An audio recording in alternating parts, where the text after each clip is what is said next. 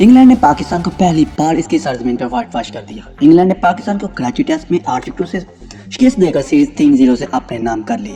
चौथे रोज national stadium Karachi में खेले जा रहे मैच में इंग्लैंड ने 167 रन का हदफ महज 100 विकेटों के नुकसान पर पूरा कर लिया। बेन डक ने 82 जबकि कप्तान बेन स्टोक्स ने 35 रन बनाकर नॉट आउट रहे। दीगर खिलाड़ियों में जैक रोली 41 जबकि रेहान अहमद ने 10 रन बनाए। पाकिस्तान की जानब से अबरार अहमद ने 2 विकेटें हासिल की। तीसरा रोज पाकिस्तान ने तीसरे रोज बगैर किसी नुकसान के 21 रन किया इनिंग्स का आगाज किया, लेकिन पूरी टीम 216 रन बनाकर पवेलियन लौट गई। Opener Shan Masood 24 run, Azhar Ali 0, Abdullah Shafiq 26 run बनाकर आउट हुए। कैप्टन बाबर आजम साउथ के दरमियान चौथे विकेट की शराकत में 110 रन बनाए गए, लेकिन यहाँ बाबर आजम 54 रन बनाकर रेहान अहमद की गेंद पर कैच आउट हो गए। बाबर आजम के आउट होने के बाद कोई खिलाड़ी विकेट पर जमकर ना खेल सका और बारी बारी विकेटें गंवाते रहे। रिजवान 7 रन, साउथ 53 रन पे आउट हुए। चाय के वक्फे के बाद आलम नफीम Ashraf 1 run, Noman Ali 15 run, Mohammad Wasim 2 run, Agha Salman 21 run बनाकर आउट हुए। इंग्लैंड की जानब से टेस्ट में डेब्यू करने वाले रेहान अहमद ने 5 विकेटें अपने नाम की।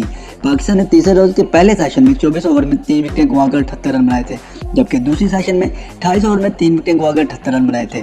कौमी टीम के तजर्बाकार बल्लेबाज अजहर अली अपने कैरियर की आखिरी टेस्ट इनिंग्स में 0 पे आउट हुए। आउट होने के बाद पवेलियन वापस जाते हुए अजहर अली को टीम की जानब से फजा में लहराकर खराजे तहसीन पेश किया गया। पाकिस्तान के बाद इंग्लैंड ने बैटिंग की और 216 रन के हदफ में ताकत में तीसरे दिन का खेल अख्ताम पजीर हो गया। इंग्लिश बल्लेबाजों ने 112 रन बना डाले, जबकि इसके महज 2 खिलाड़ी ही आउट हुए थे। बेन डक 50 और बेन स्टोक 10 रन के साथ क्रीज पर मौजूद थे। इंग्लैंड को जीत के लिए सिर्फ 55 रन दरकार थे। इंग्लैंड के मैच जीतने की सूरत में होम ग्राउंड पर पहली बार पाकिस्तान को क्लीन स्वीप का सामना करना पड़ेगा, और ऐसा ही हुआ। दूसरे रोज कौमी टीम ने खेल के इख्तिताम पर दूसरी इनिंग में बगैर किसी नुकसान पर 21 रन बनाए, जिसके बाद इंग्लिश टीम की बढ़तरी सिर्फ 29 रन की रह गई थी। इंग्लैंड की पूरी टीम पाकिस्तान के खिलाफ 354 रन पर बनाकर आउट हो गई थी। इंग्लिश टीम ने दूसरे रोज 1 विकेट के नुकसान पर 60 रन से खेल का आगाज किया, तो ताहम 58 के मजमूई स्कोर पर इनकी विकेटें गिर गई। बेन डक 26 जबकि जॉय रूट बगैर कोई रन बनाए विकेट गंवा बैठे। दीगर खिलाड़ी में opener Zak Crawley 0, Ollie Pope 51, कप्तान Ben Stokes 26, Mark Wood 35 run बनाकर आउट हुए। इंग्लैंड की जानब से हैरी ब्रोक ने 3 छक्कों और 8 चौकों की मदद से 111, जबकि बेन फोक्स ने 64 रन की मज़ाहमदी इनिंग्स खेलकर टीम की पोजीशन मुस्तहकम कर दी थी। पाकिस्तान की जान से अबरार अहमद, नुमान अली ने 4-4, जबकि मोहम्मद वसीम जूनियर ने 1 विकेट हासिल की थी। पहले रोज टेस्ट मैच के पहले रोज पाकिस्तान के 304 रन के जवाब में इंग्लिश टीम ने बैटिंग आगाज किया, तो पहली विकेट 0 पर गी गई थी। इंग्लिश खिलाड़ी जैक रोली बगैर कोई रन बनाए विकेट गंवा बैठे थे। इससे कबल कौमी टीम की जान से अब्दुल्ला शफीक, शान मसूद ने इनिंग्स का आगाज किया। 18 रन के मजमूई स्कोर पर अब्दुल्ला शफीक 8 रन बनाकर पवेलियन लौट गए थे।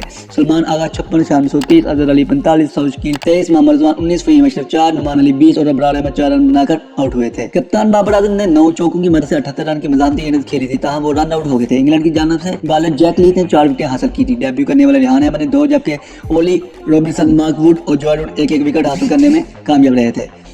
इंग्लैंड ने टेस्ट क्रिकेट को जिद्दत दे दी। कराची इंग्लैंड ने टेस्ट क्रिकेट को जिद्दत दे दी, जबकि टीम ने 1 साल में सबसे ज्यादा छक्कों का आजाद अपने नाम कर लिया। नए कोच ब्रेंडन मैकलम और कैप्टन बेन स्टोक्स की ज़ेर एहतमाम इंग्लिश टीम ने टेस्ट क्रिकेट में नई बुलंदियों का छू रही है। ये कामयाबी नए अंदाज की बेखौफ क्रिकेट की वजह से है। टीम के रवा पर टेस्ट मैचों में छक्कों की तादाद 16 इनिंग्स में 79 रन तक पहुंच चुकी थी। टीम के रवा पर टेस्ट मैच में छक्कों की तादाद 16 इनिंग्स में 79 तक पहुंच चुकी है। ये एक कैलेंडर ईयर में सबसे ज्यादा छक्के लगाने वाली टीम बन चुकी है। इससे पहले भारत ने 2021 में 14 इनिंग्स के दौरान 87 छक्के लगाए थे। इंडिया से कबल न्यूजीलैंड ने 2014 में सिर्फ 9 इनिंग्स के दौरान 81 छक्के लगाए थे। मौजूदा सीरीज के दौरान हैरी ब्रोक ने पाकिस्तान के खिलाफ इसी की सरजमीन पर सबसे ज्यादा टेस्ट रन बनाने में अपने मुल्क की साबिक खिलाड़ी डेविड गावे और मार्को ट्रेस्कोटिक को पीछे छोड़ दिया है।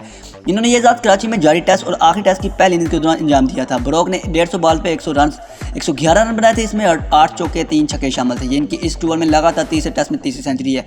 वो अब तक दोनों टीमों में इस सीरीज के दौरान सबसे ज़्यादा रन बनाने वाले प्लेयर बन चुके हैं। इन्होंने तकरीबन 468 रन बनाए हैं। उनकी औसत 93.60 की है। फहीम अशरफ का अगर देखा जाए तो रिसेंटली जो 8 टेस्ट मैचेस हैं उनकी परफॉर्मेंस देखें।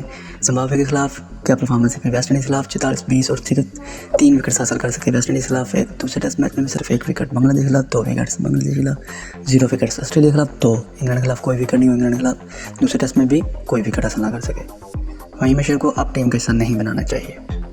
दूसरे नंबर पे मोहम्मद रिजवान साहब आते हैं, जो कि बाबर आजम की ट्रैक सिलेक्शन होते हैं। इनकी लास्ट इनिंग्स 10-12 इनिंग्स की बात की जाए या 10-12 टेस्ट मैचेस की बात की जाए तो इनकी परफॉर्मेंस में सिर्फ 1 ही सेंचुरी है, जो कि इन्होंने ऑस्ट्रेलिया के खिलाफ कराची में बनाई थी। इसके अलावा इनकी कोई भी खतर ख्वाह बड़ी परफॉर्मेंस नहीं है। इंग्लैंड के खिलाफ पूरी तरह ये फ्लॉप नजर आए, किसी भी मैच में ये कोई परफॉर्मेंस नहीं दिखा पाए। इन्हें भी अब टीम का हिस्सा नहीं होना चाहिए। तीसरे नंबर पे हमारे पास आते हैं मामूल हक, जो कि बाबर साहब के काफ़ी करीब हैं, इसलिए ये भी इनकी ट्रैक सिलेक्शन बन चुके हैं। ان کو دیکھی جائے تو یہ صرف راولپنڈی میں ہی ان کی بیٹنگ چلتی ہے. دیکھیں راولپنڈی میں ہی ان کی سینچریز دونوں نظر آ رہی ہیں. اس کے بعد ان جو تیسری سینچری بھی کی تھی وہ بھی یہاں ہی کی تھی. راولپنڈی ٹیسٹ کے علاوہ جتنے بھی میچ راولپنڈی ہوئے ہیں اس کے علاوہ ان کی پرفارمنس کوئی افیکٹو نہیں تھی. انہیں بھی اب ٹیم کا حصہ نہیں ہونا چاہیے.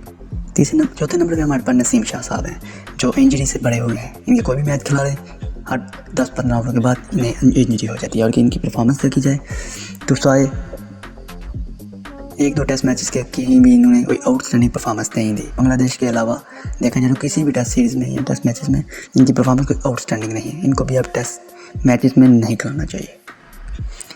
5ویں نمبر پہ ہمارے پاس آتے ہیں سلمان علی آغا. ان کو تقریباً ٹوٹل 5 ٹیسٹ میچز دیے گئے جنہوں میں انہوں نے کوئی بھی آؤٹ اسٹینڈنگ پرفارمنس نہیں دی. ان کو ایز اے آل راؤنڈر کھلایا جا رہا ہے لیکن کسی بھی میچ میں ان سے بالنگ نہیں کروائی جا رہی. تو یہ کس بہاف پہ ٹیم کا حصہ ہے؟ ان کو بھی اب ٹیم کا حصہ نہیں ہونا چاہیے. 6 نمبر پہ زاہد محمود صاحب آتے ہیں جن کو T20 اور ون ڈے میں بھی کھلایا گیا. جہاں ان کی پرفارمنس اپ ٹو مارک نہیں تھی. وائی؟ کیوں ان کو ٹیسٹ کرکٹ میں کھلایا گیا؟ یہ دیکھیں ان کے اسٹیٹس اگینسٹ انگلینڈ. پہلی اننگز میں تقریباً انہوں نے کافی زیادہ رن دیے تو دوسری میں بھی 6 وکٹ ضرور حاصل کیے تھے لیکن دوسری طرف 319 رن کنسیڈ کروا دیے تھے انہوں نے. اور دوسرے ٹیسٹ میچ میں بھی انہوں نے 6 وکٹس حاصل کی تھی. اسپن وکٹ تھے کافی زیادہ, وہاں بھی انہوں نے 115 رن دے دیے تھے. اگر انگلینڈ سیریز سے پہلے زاہد محمود کی کاظم ٹرافی میں پرفارمنس دیکھیں تو یہ 5 ٹیسٹ میچ کھیلے ہوئے ہیں اور صرف انہوں نے 13 وکٹس حاصل کیے ہیں اور رن سے انہوں نے 595 کنسیڈ کیے ہیں. مجھے تو سمجھ نہیں آ رہا کس طرح اس کو ٹیم کا حصہ بنایا گیا تھا. ان کو بھی اب ٹیسٹ کرکٹ میں شامل نہیں کرنا چاہیے. یہ 6 پلیئر جو میں نے آپ کو پیچھے لسٹ بتائی ہے ان کو ٹیم کا حصہ نہیں ہونا چاہیے. اسپیشلی ٹیسٹ ٹیم کے میں ان کو کسی بھی میچ کا حصہ نہیں ہونا چاہیے.